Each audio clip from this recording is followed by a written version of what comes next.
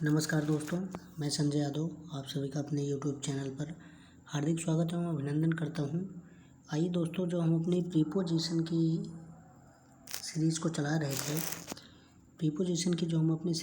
रहे थे दोस्तों, उसको आगे बढ़ाते हुए आज हम अपने नेक्स्ट वीडियोस को देखेंगे।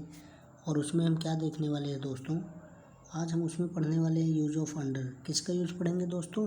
अंडर। अंडर का मतलब क्या होता है दोस्तों? अंडर का मतलब होता है कि नीचे। अभी आप दोस्तों ये भी समझोगे कि नीचे की बात तो कर रहा है ये कि अंडर की हिंदी नीचे होती है, लेकिन इसका सेंस, क्योंकि दोस्तों अंडर का यूज कई सेंस में होता है और कई कंडीशन में होता है। कई सेंस और कई कंडीशन में होता है दोस्तों, आप मेरे शब्दों पे जाइएगा। कई कंडीशन और कई स्थिति में होता है अंडर का यूज। अभी जब आप एग्जाम्पल्स को देखोगे तो आपको बेटर तरीके से समझ में आएगा कि अंडर का यूज कितनी जगह पे होता है और किस किस कंडीशन में होता है। तो चलिए दोस्तों, टाइम को ना वेस्ट करते हुए स्टार्ट करते हैं हम अपने वीडियोस को। आपने क्या लिखा है दोस्तों, यहाँ पे देखो, यूज ऑफ अंडर। हम किसका यूज़ पढ़ रहे हैं दोस्तों? इसके पहले मैंने आपको प्रीपोजिशन पढ़ाया दोस्तों। प्रीपोजिशन में क्या पढ़ाया दोस्तों? इन, एट, ऑन, ये पढ़ाया दोस्तों। इनटू पढ़ाया। उसके बाद अब मैं अंडर पढ़ा रहा हूँ आपको प्रीपोजिशन में अंडर।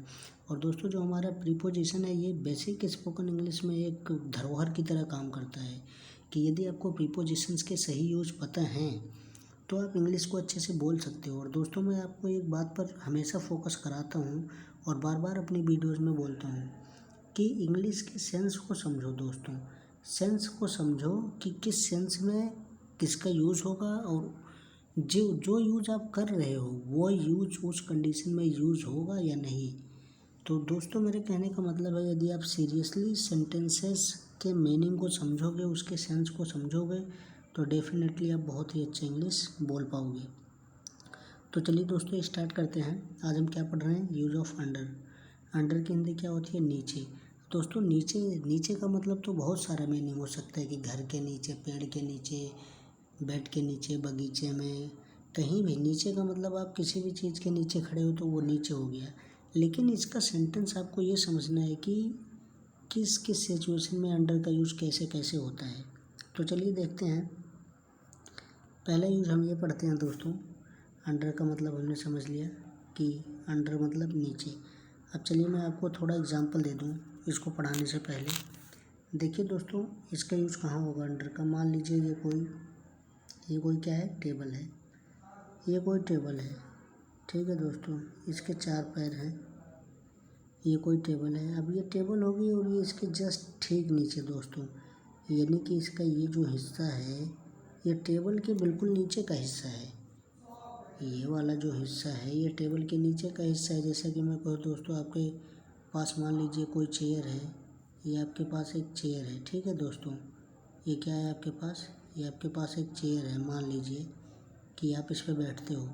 ये चेयर है, लेकिन अब चेयर का बिल्कुल निचला हिस्सा तो ये वाला हुआ ना दोस्तों।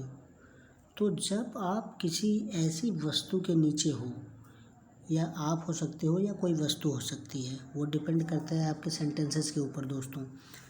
चाहे आप हो सकते हो या कोई वस्तु हो, चाहे वो टेबल के नीचे हो, चेयर के नीचे हो, यानी कि वो किसी न किसी वस्तु के ठीक नीचे होगी। ठीक नीचे का मतलब क्या है दोस्तों? कि जैसे मान लीजिए आप हो, कोई टेबल है। अब आपको पता है टेबल इतनी चौड़ी होती है, टेबल इतनी चौड़ी होती है, टेबल है। अब आप टेबल के बिल्कुल नीचे बैठे हो। आप जब बिल्कुल नीचे होगे किसी चीज़ से, और वो ऐसी चीज़ है कि आपको उसने कवर कर रखा है, यानी कि पूरा ढक रखा है दोस्तों। जब आप टेबल के नीचे बैठोगे तो आई होप कि आप लोग ये पूरा टेबल आपको ढक लेगा, क्योंकि टेबल की चौड़ाई इतनी होती है कि किसी भी व्यक्ति को आराम से ढक सकती है, यानी कि कवर कर सकती है। ठीक इसी तरीके से दोस्तों एक एग्जांपल और मैं आपको लेता हूँ। यदि मान लीजिए कोई बिल्ली है, ये चेयर है। मैंने आपको बताया कि ये चेयर है। ये मान लीजिए चेयर है, इस पे लोग बैठते हैं। ये चेयर है, इस पे लोग बैठते हैं, और यहाँ पे कहीं बिल्ली बैठी हुई है, कुत्ता बैठा हुआ, कुछ भी बैठा हुआ है, तो ये ठीक चेयर के नीचे है, यानी कि चेयर इसको ढक रखा है। यदि चेयर के ऊपर से आप इसको देखोगे तो ये आपको नहीं दिखाई देगा। तो इस तरीके का जहाँ पे सेंस हो वहाँ पे अंडर का यूज़ होता है। ऐसा नहीं है कि अंडर का यूज़ एक ही जगह होता है, कई जगह होता है, लेकिन वो आपको मैं अगली वीडियोज़ में बताऊँगा। इस वीडियोज़ में मैं सिर्फ आपको एक कंडीशन समझा रहा हूँ कि जब भी कोई व्यक्ति या वस्तु किसी चीज़ के नीचे हो, ठीक किसी चीज़ के नीचे हो और वो बिल्कुल उसे ढक रखा हो, यानी कि उसने बिल्कुल उसको ढक लिया हो। कि मान लीजिए ये कोई टेबल है, इसके नीचे कोई व्यक्ति बैठा है और आप ऊपर से देखते हो तो नहीं दिखाई देता है। क्यों? क्योंकि इस टेबल ने उस व्यक्ति को पूरा ढक रखा है। मान लीजिए कोई किताब है इस टेबल के नीचे और आप टेबल के ऊपर से देखते हो तो नहीं दिखाई देगा, क्योंकि भाई टेबल के 4 पैर होते हैं। तो जब नीचे रखा हुआ है आप ऊपर से देखोगे तो कैसे दिखाई देगा। तो उस सेंस में इसका यूज़ होता है दोस्तों। तो चलिए देखते हैं दोस्तों, एग्जाम्पल्स को समझते हैं, ज़्यादा अच्छे तरीके से समझ में आएगा आपको। पहला एग्जाम्पल क्या है दोस्तों? पहला एग्जाम्पल क्या है? The book is under the table.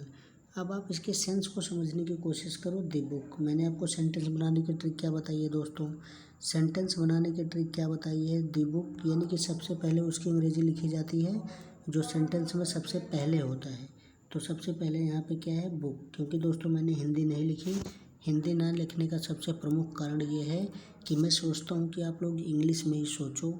जब इंग्लिश आप सोचना शुरू करोगे ना दोस्तों, तो इंग्लिश आपके मुंह से ऑटोमेटिक निकलेगी। क्योंकि जिस तरीके से आप हिंदी में सोचते हो तो आपके मन में सेंटेंसेस बन जाते हैं कि मुझे क्या बोलना है। उसी तरीके से जब आप इंग्लिश में थिंकिंग करोगे, सोचोगे, तो ये बन जाएगा आपके दिमाग में कि हमें कौन सा सेंटेंस किस तरीके से बोलना है। तो द बुक, आपको ही बता रहा है कि द बुक, बुक मतलब किताब। The book is under the table. Book is under the table, ये क्या कहना चाहता है कि जो किताब है वो टेबल के नीचे है। तो दोस्तों अब मान लीजिए ये कोई टेबल है, ये टेबल है और जो बुक है, ये मान लीजिए किताब है, ये टेबल है अपना, ठीक है दोस्तों, ये टेबल है और इसके नीचे, ठीक नीचे, यानी कि ये जो बुक है, अगर आप यहाँ ऊपर से देखोगे तो आपको ये किताब नहीं दिखाई देगी। इसका मतलब कि टेबल ने बुक को पूरी तरीके से कवर कर रखा है। तो ऐसी कंडीशन में अंडर का यूज़ होता है और मैं आपको ये पहला कंडीशन पढ़ा रहा हूँ दोस्तों। अंडर का और भी यूज़ होता है लेकिन ये पहली कंडीशन है, ठीक है दोस्तों। तो आप समझ गए होंगे आई होप कि book is under the table. Book is under the table, जो किताब है वो टेबल के नीचे है। चलिए दूसरे देखते हैं। Shirt is under the bed. क्या है?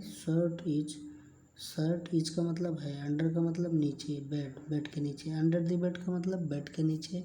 शर्ट है, यानी कि shirt is under the bed. जो शर्ट है वो बेड के नीचे है। कहाँ है दोस्तों? बेड के नीचे।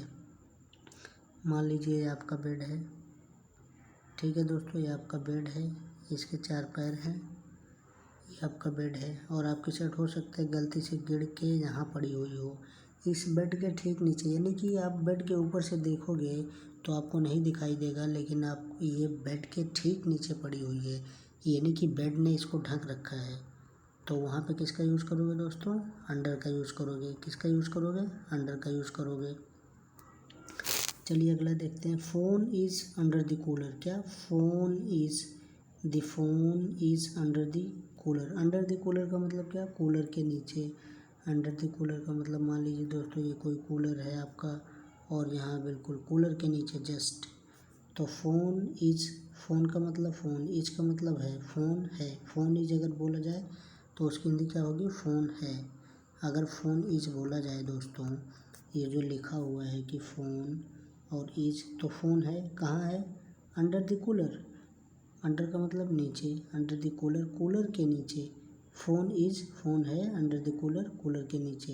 तो जब इसको आप अच्छे से बोलोगे क्या मीनिंग निकल के आएगा? Phone is under the cooler. Phone जो है वो कूलर के नीचे है। तो चलिए दोस्तों अगला देखते हैं ठीक इसी तरीके से। किचन, क्या कह रहे हैं? किचन है। किचन इज का मतलब किचन है। आपको पता था है कि अंग्रेजी इज होती है क्योंकि ये सिंपल प्रेजेंट है। किचन है। अंडर सेकंड फ्लोर, हो सकता है आपके घर का जो सेकंड फ्लोर है, मान लीजिए ये घर है कोई, ये भी घर है, ये सबसे नीचे ग्राउंड फ्लोर है, सबसे नीचे ये वाला ग्राउंड फ्लोर है, ये फर्स्ट फ्लोर, ये सेकंड फ्लोर।